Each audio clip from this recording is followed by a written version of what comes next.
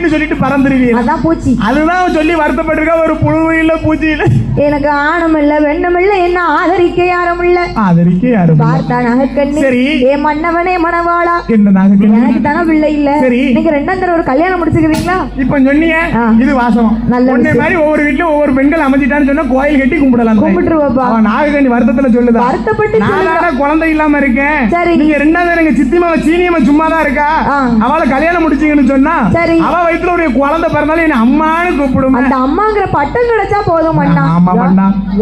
என் பையனும் அப்படித்தான் சொன்னான். என்ன சொன்ன உங்க பையன்? எப்பா என்ன இந்த அம்மா ரொம்ப பழசா இருக்கு. சரி. பொங்கலுக்கு கழிச்ச மாதிரி கழிச்சிட்டு புதுசா ஒரு அம்மா கூட்டுவாங்க. பல்லு இல்ல சொல்லு பூரா போயிட்டு பொங்கலுக்கு கழிச்ச மாதிரி புது அம்மாவை கேட்டான் என் பையன். என்ன செய்ய பாத்துக்கோ. என் பையனுக்கு புதுசா ஒரு அம்மா வேணும். புதுசா ஒரு அம்மா தானே. நம்ம வீட்டு பக்கத்துல ஒரு ஆயாமா நன்மா இருக்கு. பால்வாடி டீச்சர். ஒரு 85 வயசு இருக்கும். தள்ளாடுறதுக்கே சங்கடப்படுது.